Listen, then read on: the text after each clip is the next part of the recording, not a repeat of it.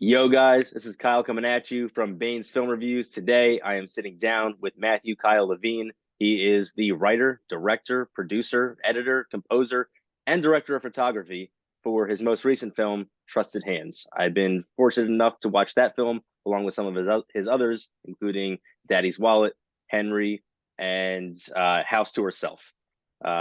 I'm very excited to sit down with you. I've been looking forward to it. You've written, directed, and like I said, done about 1,000 different things for quite a few films that I've reviewed, and it's fantastic to have you here. How we doing?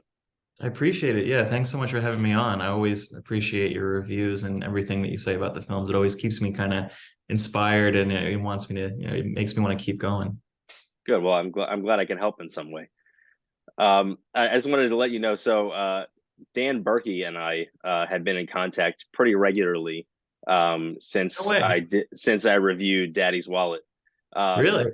I don't know if you remember that review. I gave the film a pretty good review, but I said some kind of negative things about Dan, Oh, and really?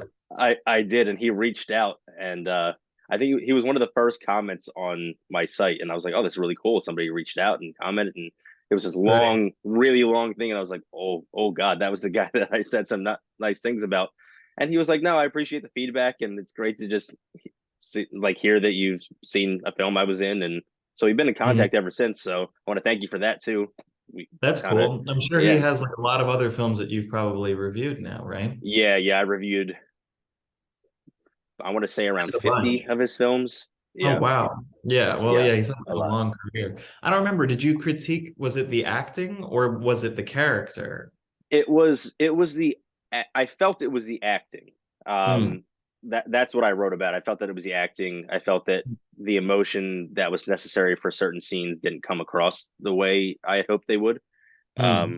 and he was like, just sometimes you're not right for a character, or sometimes the character isn't written the way that you're able to convey and to convey that emotion. And no, we had a really Hmm. good conversation. We email like at least once a week now. So Yeah, yeah, we're in contact all the time. He always wants to know how the film's doing and all that stuff. With that film, we recently got into the Bowery Film Festival, and he oh, couldn't make cool. it, but he was dying to know. So it was like he sent me one email. It was like, "Oh, how'd the festival go?" And I didn't get a chance to get back to him. It was like two, Yeah. 3 days, and then he's right on it with the emails. He's like, "Matt, just checking in again. Keep me posted if you can." He's really on it, but yeah, with that character, it was interesting. We definitely kind of created this like almost purposefully one-dimensional character to kind of Mm, critique this like 1% male, wealthy kind of almost like guilt-driven character. mm, It was almost kind of like this like a model of what you would expect the powerful white male character to be, and right. then a kind of like almost a cartoonish representation of that where then in the end we kind of give him more validity. So it Yeah. was kind of a complicated balance, if that makes sense. Yeah. Yeah. Um, yeah. Like I said, I've come to watch a lot of his films, and he's fantastic, and I've enjoyed all of your films. So yeah. But and then I'm just curious how you got into filmmaking in the first place. Yeah, I mean, ever since I was like maybe 7 or 8 years old, I've been writing scripts. It was kind of a crazy thing. I would write like 100-page script like once a month for like a couple of years. Like I was just kind of like crazily dedicated to it. I think because as a kind of growing creative mind, when you see these kind of heavier adult dark films, you kind of feel like there's like a lot to grapple with, and you feel like films are like a way to connect to maybe this like scarier adult world that seems so distant. And by making my own films that were about adults, even though I was a child, it was kind of a way for me to kind of get a better understanding of the world around me. And then, people would read it and they would say, oh, a cop would never do this, or oh, a person would never do that. Or they would be like, oh, that's very accurate, weirdly, for someone that's your age. And I kind of use it as a way to kind of greater understand my surroundings. So for a while it was just Mm, writing, and eventually it became more like once I got a camera and I got a few friends together who could make films with me, it became like, well, let's write characters that are people that are our age, and let's try to write things that are doable to actually shoot, which would then be short films instead of feature films. okay. And so for a while it just became like a focus on short films, especially throughout like college and obviously for the last few years. But now that we're starting to get a little bit of traction and like more attention in the films, now I'm finally thinking about veering into feature film territory, hopefully Cool. next year or, end of next year, something like that. Very, very nice. I have to say that Henry was one of my favorite films this year. Oh, wow. Um, and I just happened to see it. I went to Vegas by myself in April, and Really? I just happened to watch that like 2 weeks before I left. So it Why? was a unique parallel between myself and him. Um, like seeing what not to do while you're out there and Right. things like that. Yeah, Right, right, right. don't give random people on the phone your social security number. Right, right, Um, right. Obvious things like that. yeah. Um, Yeah, yeah, with that one, I appreciate you saying that because that's one of the most recent ones. And I do feel mm, like the films have been getting stronger and a bit more like they look a bit more like what I would want my eventual feature to look like, which is good. I okay. think we're going in a direction where I feel like it could be fleshed out in a longer format. Where maybe in the beginning with like Miss Freelance and Daddy's Wallet, I feel like they were appropriate to be shorts, or even House to Herself, like they were designed to be smaller. And Yeah. then I'm starting to realize with like Trusted Hands and Henry that these are like almost little sections of what could have been a much greater feature film. And then we kind of lean on ambiguity instead of in 15 minutes giving you the beginning, middle, and end of this person's experience of this person's life. We just give you almost what feels like one part of possibly a potentially longer Mm, movie. And so I feel like it feels a little constricting, but it's an interesting challenge to make it short.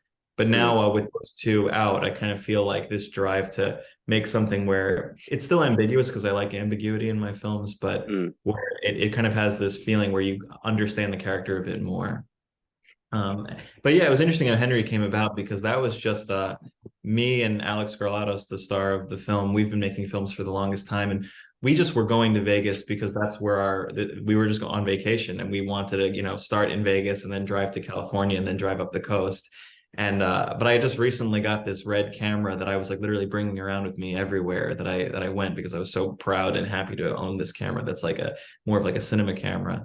mm, And it's like, we got to film something out here. And it was like, all right, we'll just film something and like throw it on YouTube. It won't be like a movie. It'll just be like a funny, stupid thing. And then as we started getting into it, started filming this stuff in the hotel. And then it was almost written on the fly, even though there was a script that I wrote like on the plane to Las Vegas.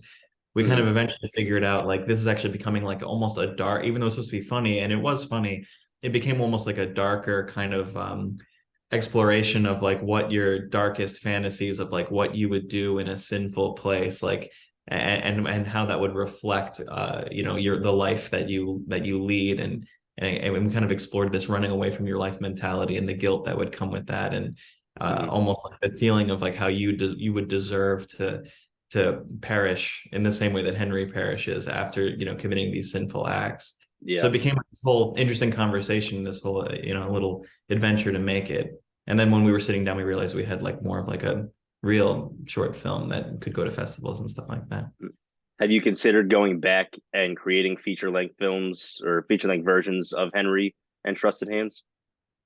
Not exactly those movies because I feel like they're Mm, good singular pieces, but definitely the aspects of them I wouldn't want to just abandon completely. I feel like whatever the feature is going to be, it's probably going to still be some sort of character that's running away from something, that's feeling isolated. Like those themes, I feel like I keep kind of finessing them and fine tuning them, and they might be a mm, result of the pandemic or something like that, but it's particularly interesting to me right now, and I feel like I wouldn't want to just abandon those themes for the feature and start with like, oh, I'm just going to do like a horror movie now. I would probably still kind of use fragments of that for this greater piece, but it would be okay. something different, I imagine. Okay. And then how did the idea for Trusted Hands come up, and how did that all come to be? So yeah, there's just been this trend lately. House to Herself was a more organized, like we're getting actors together and we're gonna film this thing and we have a location in mind and a script and blah blah blah. And then but ever since I had gotten this camera, I just started kind of on trips. I would take it to just shoot stuff for fun. And then it happened for this next movie that I'm gonna release as well. Where we just kind of found the opportunity to film because the location is so breathtaking, like the desert. Trusted Hands, the main character is my girlfriend, and we both went to this house, and it was supposed to be just sort of like a chill, relaxing kind of vacation time to celebrate her Mm, birthday. And then the second we got there, this fog rolled in, and it was like the most depressing looking house ever.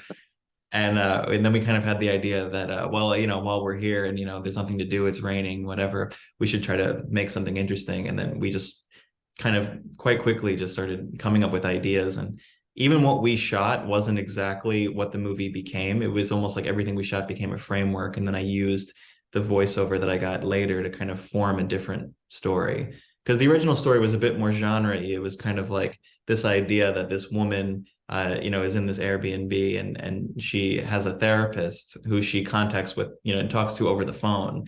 And the Okay. therapist manipulates her and takes over her life, and she becomes subservient to the therapist. But then I kind of realized that that was a little too like not like horror-esque, but a little too almost like it had too much of a thriller vibe. It was like this Hmm. evil character. And I realized it would be more interesting to kind of take a step back, comment maybe more on like internet addiction or like phone addiction, and then do Hmm. a piece where there was less of a like sadistic quality to the characters, and it was this pre-recorded thing.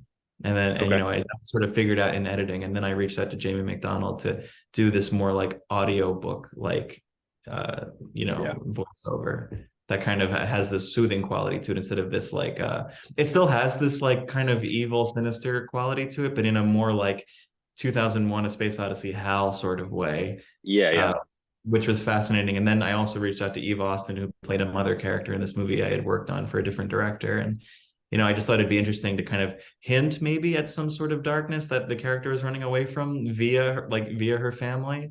And I worked with Eve Austin on a couple of options, and eventually we stumbled upon the idea of making the mother character not someone who has any bad intentions, but maybe is so strangely positive that it really contrasts the mood that the other character is going through. Yeah. Yeah. Similar to Henry, where his father is sort of in a strange place, and then Henry's far away and he can't really understand what this mysterious emotion that's going on with his father is. I think we thought it was interesting to kind of almost kind of like focus on the strangeness of not living with your family anymore, and how you can kind of only get emotional cues when you contact your family if you don't see them often, or if it's a friend that you live far away from or something like that. Like Yeah. the strange emotions and feelings that come with not being literally connected with someone but only virtually, and how there's all this subtext underneath that, Hmm. if that makes Yeah. sense. Yeah. Very, very cool. And I was going to ask about the casting process. I don't remember how I figured this out, but I figured out that Victoria was your girlfriend. I don't know if I saw a picture or something like Instagram. that on, yeah, on Instagram somewhere.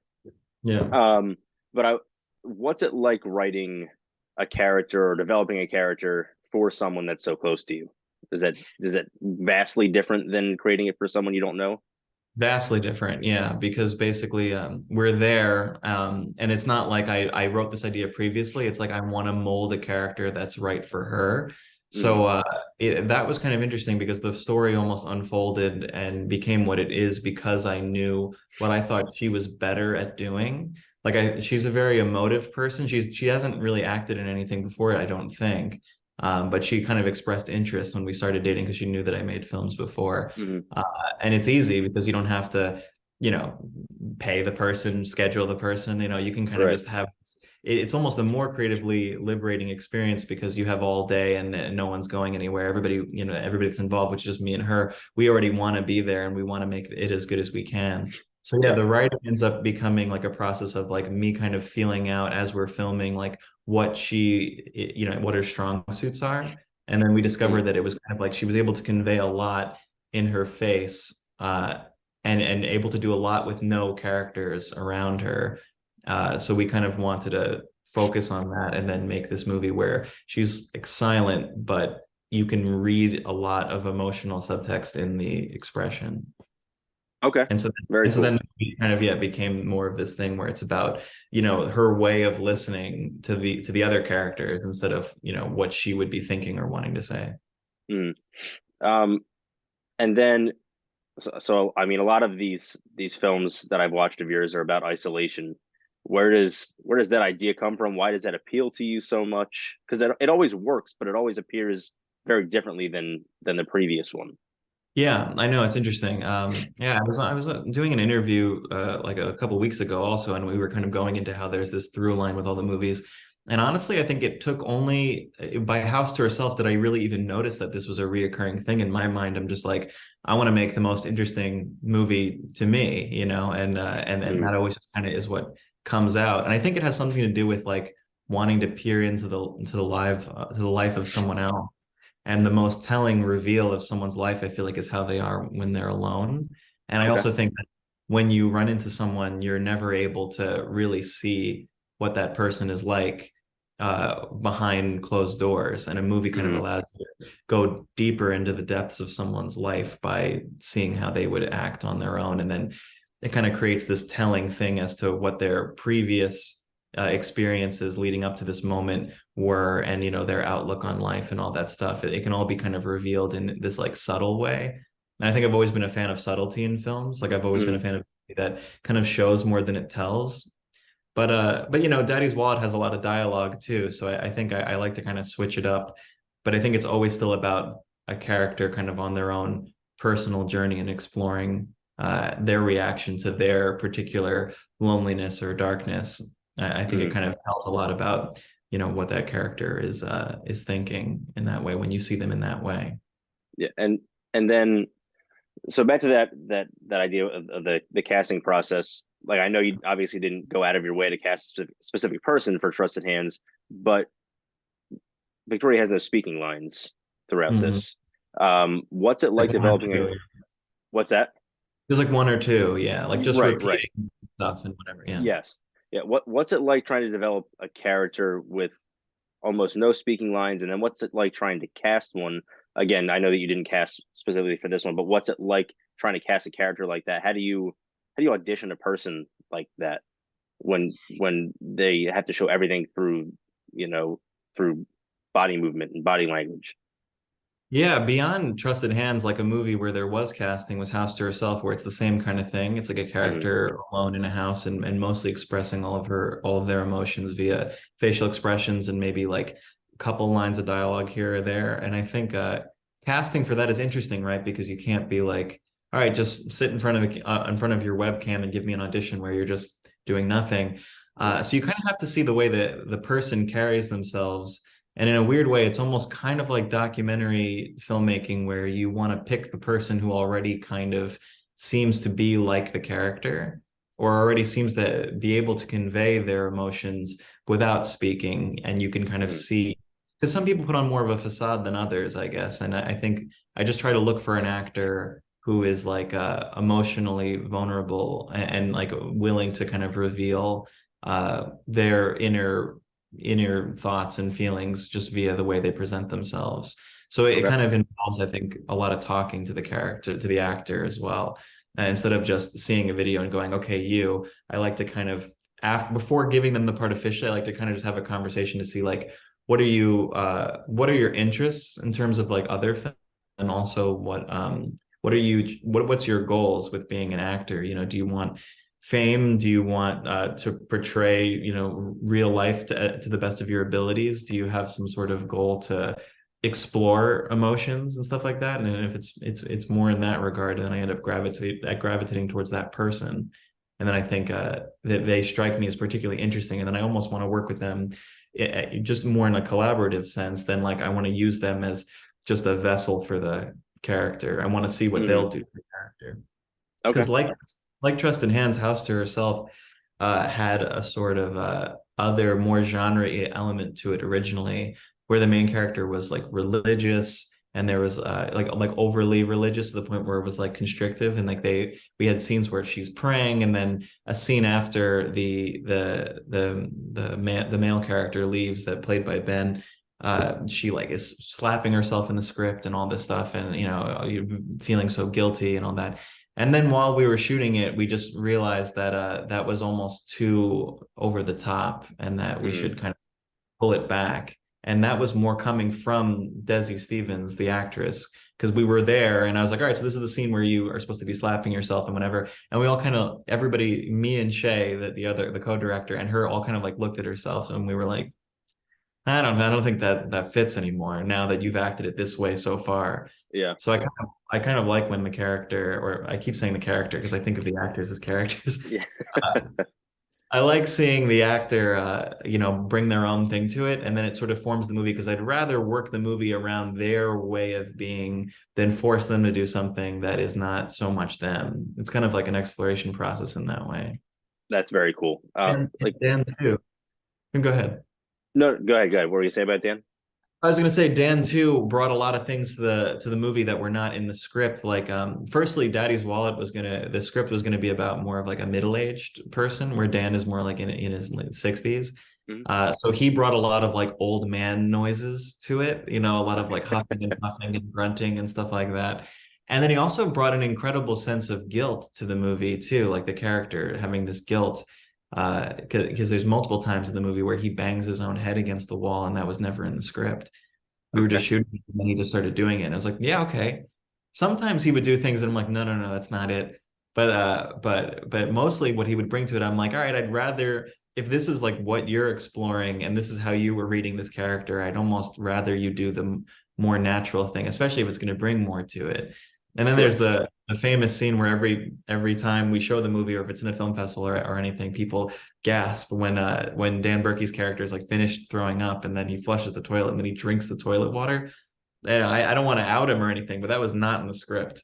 Oh That boy. was yeah, that was totally that he was totally something he did on set. And I was like, wow, he's really exploring some inner darkness here. And it made the movie way more what it was. It made it more of like this look at this. It was almost like a spectacle, like look at this guy and look at how he's channeling his emotions in this moment. And Mm, I'd rather leave that stuff in. It's kind of an interesting balance because House to Herself was like the opposite. We removed the more physical aspects of it. And then with Daddy's Wallet, we added them. So it kind of, like I say, like an actor brings something to the table if they feel free enough. And I like to kind of just see where they'll go with it because I find acting to be such a fascinating thing. I mean, I try it a little bit myself, but I really don't. It's hard for me to understand how someone can learn all these lines that aren't their own and then just mm, live and breathe them so well. yeah. So I'm almost as a fan, like I enjoy watching them do their thing and like I'll just let them go. Yeah. Is it ever difficult to let go of certain scenes that you've written and you say, well, I poured my heart and soul into this, and then we realize maybe it doesn't work, but you still don't want to get rid of it? Yeah, that definitely, especially if because I'm like my profession is being a cinematographer. That's what I do mostly, and editing Mm, for other people. So when the shot is particularly good, that bothers me because in House to Herself, there was definitely like this scene where she's praying and like the symmetry of the shot is so interesting. Her head is like so small, and she's like on the bed like this, and it's just very tiny. And then there's so much headroom around her. I was like, this shot is like I've never seen anything like this before. And then the fact that it didn't work in the movie, I'm just so like, ah, like no one's gonna see this thing that I was so excited about. But you kind of just want to service the movie and the character as best as you can. And I made sure to include that shot in like my cinematography reel still anyway. okay. Yeah. Very, very cool. Um, and then a lot of what you do contains scenes that are probably a little discomforting and for viewers, and I think they're intentionally that way. But the Mhm. ones that I'm sure make people uncomfortable the most often would be the ones that are sexual in nature. Yeah. What's it like writing those, directing those, making sure that everybody is on board and like fully into it and not just saying, well, yeah, this is my job, I'll do this. Mhm. Like what's that like? Well, the interesting thing about Henry and Trusted Hands is that these people know me very well. It's like my Yeah. best friend and my girlfriend, you know what I mean? And I'm like, all right, so it's time to masturbate for me now. Like obviously they're not really doing it.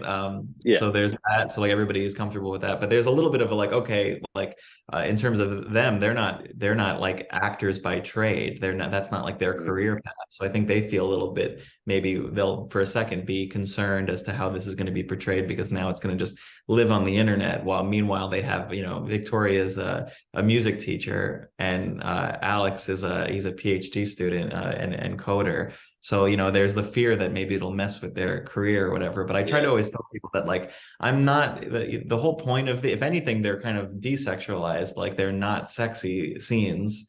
Yeah. They're meant to sort of reveal a nature to the character that is in a way like we were saying before more voyeuristic and more exposing of who they really are and what their intentions are and Mm. perhaps it's for Trusted Hands I've had some people watch it and say that because of the masturbation scene, it almost seems like she's trying to overcome some sort of previously afflicted sexual trauma. And, while this voice is dominating her, she's trying to use her sexuality as a way to overcome some previous issue and kind of almost feel powerful over it. So like there's always a sort of theme that's involved in it. And I think everybody that gets involved in my films, whether it be people that I know well or real professional actors, they've read the script and they understand why it's there. I think they believe in the project, which is such a blessing for sure, to have an actor really Oh yeah. believe in the project and want to be involved. So that's all kind of taken care of up front. And then it's also discussed, how are we going to, some actors are more comfortable with certain things than others. So it's like you have to kind of discuss how you're going to go about shooting those scenes. Everybody agrees that they're important and that they're supposed to be there, but then, it's a matter of how do you do it tastefully.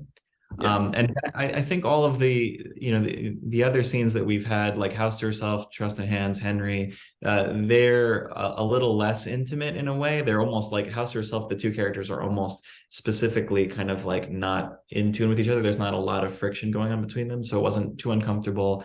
And also those two, Ben and Desi, they were in a relationship at the time of shooting the Okay. movie, so that was an easy one. I was like, oh, we need to get a male actor here. And I just asked Desi, like, if she knows anybody. And she's like, my boyfriend would be interested. I'm like, well, that makes things 10 times easier. Yeah. But for Daddy's Wallet specifically, I knew that that would be tough because that is specifically like a moment in, when the movie begins where the whole audience is like, whoa, this is a lot because of the age difference. Yeah. And it's kind of a crazy thing to see and a crazy thing to be involved in. So it's like everybody has to be very professional on set. And then for that one, we got an intimacy coach to just sort of make Okay. sure that everything was okay. Kelly Heyer, the actress that plays the daughter, was actually acted as our intimacy coach because she has experience doing that. Oh, So it all worked out in an interesting way. yeah, that works very well. Um, and then I'm just curious altogether. I know that you said you're writing constantly. Like you said, you wrote 100-page scripts every month, which I don't even know how that's possible. So good, good for you. Um, I dropped that after like 10. I don't know. I can't say those scripts were any good. I was just like every day want to just keep pounding and more pages in just to kind yeah, of, yeah, it was just such a good outlet at the time. But then I sort of eased off. But yeah. yeah. But so what's your creative process like? How do you go from coming up with an idea to executing it? Unfortunately, now I'm almost like jealous of my younger self who was so able to be so uninhibitedly, into writing constantly, because now I feel very like ceremonious about writing. Like if I want like this feature that I'm working on, I feel like I need to dedicate days of nothing else to do, no work, whatever. I have to put everything off and just like sit there and then write. And then even whatever I'll write for that day might not be right to me and I'll delete it. Like I'm very particular. So I'm not anymore someone that writes every day. I kind of end up every day thinking about ideas and constantly kind of going over different concepts in my mind and then maybe making notes. It's a lot of making notes and a Hmm. lot of just kind of maybe talking to, my friend or girlfriend or whatever and being like, what do you think of this idea? And they're kind of used to me just saying that and then not acting on those ideas half the time. But they're like, Yeah. all right, great. And like that, I just kind of need that little bit of an oomph to be like, that is a good idea. Yeah, okay, I'll keep trying that. uh and then eventually something really kind of takes hold and it's like either it's a specific character or a specific setting or a concept or something, but something really takes a hold of me and then I can't get away from it. Like even now I'm writing this short film, and the concept changes a lot and I kind of go into this process where I start basically starting always with the same character, writing out a full 20-page script or whatever it is. And then instead of going in and revising that script, normally I just, if that's not the one, I'll throw that script away entirely and I'll be like, all right, let's start again. Because if something's wrong with that one, I don't think it's going to be one or two things that need to be fixed. It's going to just be a complete overhaul, even if it's the same idea. I just like to go through and write it again and see like, did I end up copying the same stuff as before? Because then that's how I know it really worked. Hmm. But with shorts that really works out because it's only 20 pages or whatever. I kind of worry Right. that this process that I've gotten used to for features would be incredibly difficult because you can't write like 100 pages and then be like, all right, throwing that away now. Oh God. No, no, that would be a huge pain in the butt. Yeah. But that's fantastic. And I want people to be able to watch Trusted Hands. I want people to be able to watch the other films that I've been fortunate enough to watch and review, where can people find your stuff? Yeah, so if on Instagram you can search Matthew Kyle Levine and you'll get, just basically I constantly kind of update people with my work, and you can follow a link in bio there to get there. But everything lives on Vimeo. That's kind of where I like to host everything. Some directors like to kind of withhold their movies for festivals or whatever, but at least for Mm, now with the shorts, I kind of like to get them out there so that people like you or friends or anyone can just sort of spread them around, and then yeah, unknowingly I'll just get like an email or whatever. I just checked it out. I like this, I like that, whatever. And it's a good way to get feedback for the next one. So I like to just kind of the minute they're done, have them all on my Vimeo pages where you can watch them in their highest quality, and they're readily available for anybody. So you can very, also very cool. type in my name and you'll get it. I will make sure to post links for those things on my site when I post a video. Appreciate it. All right, of course. Well, you already answered this question. I usually save this so close to the end. What are you working on now? But you kind of went over that. If you want to go into more detail, that's great. If you're trying to keep things under wraps, I understand.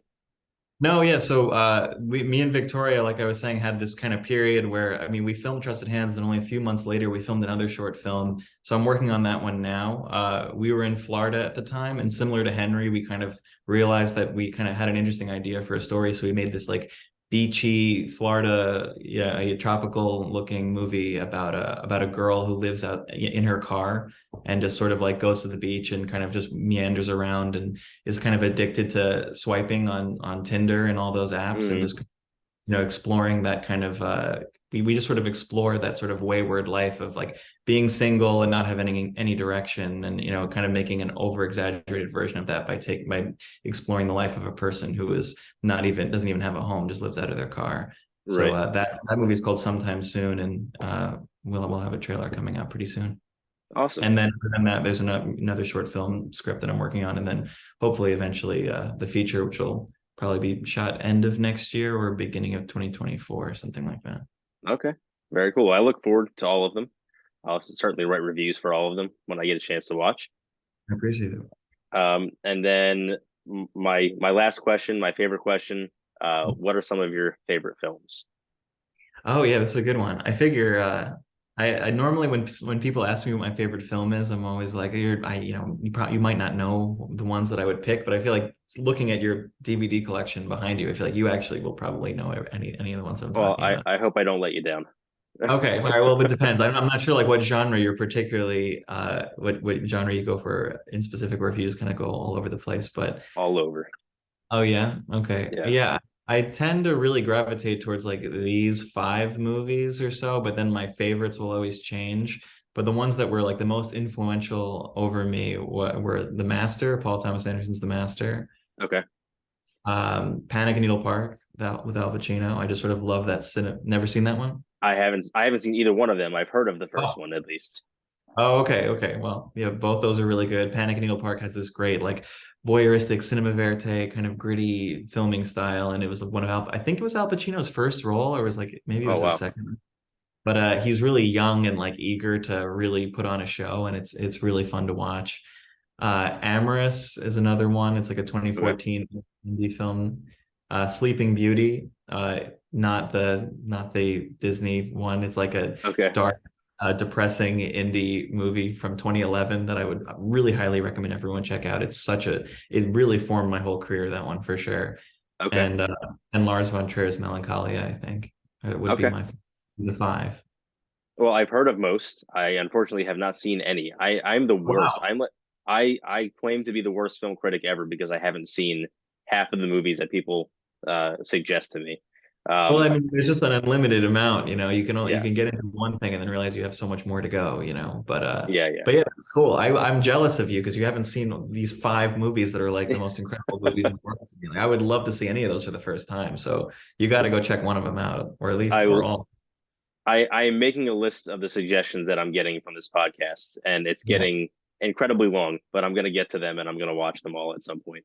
The Um, podcast must be such a cool opportunity to talk to all these different filmmakers it and then get all these different recommendations and stuff. Yes, that's part of why that's my favorite question is I have first of all I have all these great recommendations now of films that I haven't seen or haven't even heard of, and Yeah. then I love seeing people's reaction because they don't always know how to answer. It's so hard to answer definitively. This is my favorite movie. Right. I'm Um, kind of a nut about it. Ever since I was like 6 years old, I've made sure to always keep a top 10 movies list on my IMDb, whatever, because they'll let you make lists. And yeah, so yeah, throughout my life, I've always been like, nah, that movie's not quite in the top 10. It's like this kid thing that I still do. Because when I was a kid, I was like, I'm gonna be like a film critic. I wanted to do what you do. And then eventually I just realized that it wasn't exactly for me, but like I'll make them, so that's good yeah, too. yeah, yeah. Uh, Yeah, you just what do the would you other end of it. Right, right, exactly. Is there anything that you would recommend? I know this is like, weird to ask you, but is there anything that you would recommend to me? Just, in case maybe I can check something new out. Yeah, off the top of my head, so I don't use IMDb for keeping track of my favorites, but I have four favorites. I don't know why Letterboxd does four favorites. Oh, So that's I have my interesting. I have yeah I have my top four on there. One's Empire Strikes Back, one's Avengers Endgame. Those are pretty obvious. Everyone's heard of those. Sure. But one is One of the Good Ones, which Never is an heard of it. indie film from maybe 4 years ago. It was filmed out in California. Hmm. Um, and it's about this guy in rehab that basically drops everything for this girl that he just meets, and it's all about him trying to figure out whether or not he's one of the good people in the world. Hmm. And it's really, really good. One that I saw this year just recently was called Eight Found Dead. Well, I don't know how you feel about the horror stuff, but Sure. yeah, I watched that recently, and it kind of, the beginning, the middle, and the end, and they sort of kind of fold in on top of one another, and you're picking up pieces of what you're missing throughout. So well done. It won best feature and best director at Screamfest in October. Really? Really, really good. Um, Wow. so I So recommend eight, those two. and the other one is One of the good ones. one of the good ones. Okay, I'll check them Yeah, out. I'll let you know. highly recommend both of those. Cool. Good to Um, know. and then as you can see, there's a million behind me, Yeah, you got and a I great collection. and I I haven't have seen like all of them. 15 movie. Oh, really? Okay. Yeah. Well, Yeah, there's a few in my collection I haven't seen either. I'm just at a whatever DVD store or whatever, and I'm like, oh, I've wanted to see this, and I have it. It just sits there for like a year. I'm like, I'll get to yeah. it. Yeah. That's why I started writing these reviews, because my wife and I couldn't decide which movie to watch next. So we're like, we're just Hmm. gonna watch them in alphabetical order, and we're like, well, what's gonna make us keep doing that? I was like, well, I'll just write about everyone, and that'll Yeah, give me something to do while I watch. that's a cool And thing. so that we got to G, and Okay. we gave up and said, so I stuck them on a program. We spin a wheel, and it draws a name, and we watch that now. That's cool. That's a good way to Yeah, do it. It's like I'm always yeah, like, what am yeah. I in the mood for? I'd rather take that aspect out of it and just go for whatever I've been wanting to see. Yeah, because we would never agree on what movie to watch. Exactly. We would just watch Disney movies over and over again if that was Right, the right, right. case. Yeah, So you do more than just indie reviews. You do like full blown like regular movie reviews as well, right? yeah, yeah. Well, I try my best to. I review all these, which most of them are mainstream. I used to write for Film Threat, so they Right. sent me some indie films that I Hmm. haven't gotten the chance to watch yet, but I will. And then I It's got cool that lucky. you do indie stuff. That's really great because I feel like indie filmmakers need just more awareness to their movies, as much as they can, For and sure. it's cool to give them more credit because in a weird way, the indie ones tend to be the more creative because there's not so much Oh on the yeah, line yeah. financially. Right, right. But then I was lucky enough in September that I got invited to a screening for like Don't Worry, Darling. Hmm. So I get to do stuff like that. That's cool, but So cool. Yeah. primarily indie stuff. Yeah, Okay. How was Don't yeah. Worry, Darling? I haven't seen it. It is in my, I don't know if top three, definitely top five for the year. Really? No way. I thought it was phenomenal, and I know that that's not the popular opinion. That's the thing. Yeah, it's not, but I'm glad to Yeah, hear because the trailer made it look really interesting. It almost had like a midsummer kind of look to it or yeah, something. yeah. It's very odd. Um, Yeah. I'm trying to remember what films I compared it. So, like Stepford Wives was an obvious one because it takes place in this like perfect community, and I'm trying to think what other films I compared it to. I compared it to a few different films that made sense at the time, and now I can't think of what they were. But there Mm. was all the drama surrounding that film, and I know that turned a lot of people off to it. Hmm. Um, but I think it turned out very, very well. I think the casting was very, very good. There were some hiccups with the casting, and the way that it ended up, I think, worked very well for it. Really? I don't So even know the story behind it. I just know that yeah, like it had like some controversy linked to it or whatever. But yeah, just silly stuff. I don't want to tell you because I don't want that to the jade. part I of don't I the don't want you right. to be jaded when you go into it. But Clerks 3 was fantastic this year also. Oh, really? I Um, haven't seen and that either. have you seen the first two? I've seen the first one. I haven't seen the second one. Okay, second one's Like, you have to okay. watch. Okay. What's that? Is it like chronological? Like you have to watch Clerks 2 to watch Clerks 3 or Technically, yeah, you have to. no? But Okay, all right. yeah, I'll check. but Kevin Smith went in an entirely different direction. He said like this was what he wanted to do with the first one, and he didn't have the Mhm. funds and he didn't have the creative ability to do this at the time. He But didn't have the creative. the first one's so great how gritty it It is, you know, that's like the is, whole and he plays on that a lot. But what he's able to do with millions of dollars instead of what he had in his pockets at the time is right. it's very very good. Really? Oh yeah, Yeah, that'll be interesting to see. I'd like to see like it, what it he was really wanting, what he wanted to go for. yeah, I think that is my favorite film of the year. Oh really? No Yeah, way. yeah, I think Okay. so. Yeah, I think have you seen Triangle of Sadness yet? I have not. Oh, that one, yeah, the Palm winner. Oh man, so good, so funny, and so well done. That one Okay. in Tar, I think that just goes to What, show my lean, where I lean genre wise. Like what the was the more second one? Tar with Kate Blanchett, Oh, I that heard that was one's very very good. really good. The performance is crazy. Like you're Hmm. gonna sit in the theater and you're just gonna be like drawn to the movie the whole time, and it's like Okay. long, like it just goes right by. Really Okay. recommend. Yeah, Well, I will definitely look into all those films. I know I gave you a lot. You gave me a lot. We'll dive in at some point. yeah, yeah. And we'll touch base. Yeah, maybe for the next short film we can have another conversation. Perfect. I look forward to it. Awesome. All right. Thanks so much. I appreciate But you taking the yeah, time. Matthew, thank you so much for taking the time. I'm sure you're busy. I'm sure you have other things going on, and I really appreciate you taking the time to sit down with me and talk about your short films. Absolutely. Thanks so much. Of course, you have a great day. You too. See ya. Bye.